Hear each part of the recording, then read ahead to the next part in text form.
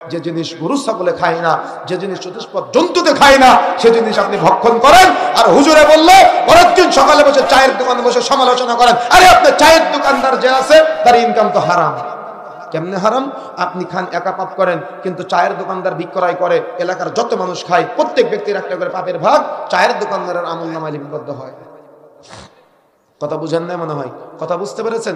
চায়ের দোকান থেকে মাসালা নেন, চায়ের দোকান থেকে ফতোয়া নেন, হুজুরের কোরআন হাদিসের বক্তব্যকে চায়ের দোকানে বসে সমালোচনা করেন। কোরআন হাদিসের বক্তব্য সমালোচনা করার কোন যোগ্যতা আছে? আপনি তো সাহারি করেন জর্দা দিয়ে আর সিগারেট করেন ইফতার দিয়ে, আপনার রোজাই তো কবুল হয় না। আপনি সিয়াম পালন করেন আর চায়ের দোকানে বসে আলেম ওলামাদের নিয়ে গীবত করেন। আপনি সতর্ক হতে হবে, সাবধান হতে হবে।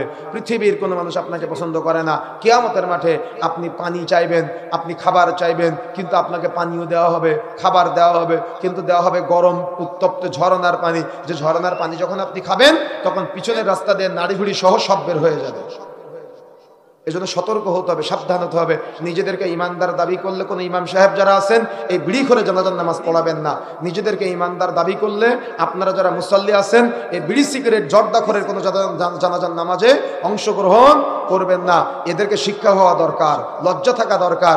বাবা সন্তানকে সিগারেট ধরায় দেয়, সন্তান বাবাকে সিগারেট ধরা দেয়, কারণ লজ্জা শরম নাই। এরা পাপ করে, মানুষকে দেখায় দেখায় পাপ করে, এরা পাপ করে প্রকাশ্যে বুক ফুলিয়ে পাপ করে। লজ্জা থাকা দরকার, সতর্ক হতে হবে, সাবধান হতে হবে।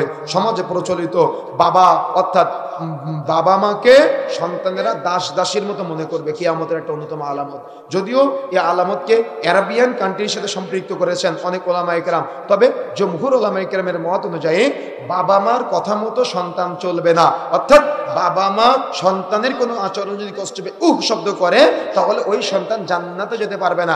এই শিক্ষাটা না দেওয়ার কারণে সন্তানকে বাবা মা ডানে যেতে বললে সন্তান বামে চলে যায়, বৃদ্ধাশ্রমে রেখে আসে। অর্থাৎ একজন ওই বাড়ির কাজের লোকের সাথে যে ব্যবহার করার কথা, অর্থাৎ দাসীর সাথে যে ব্যবহার করার কথা, বাবা মার সাথে সেই দাসীর মতো আচরণ করে।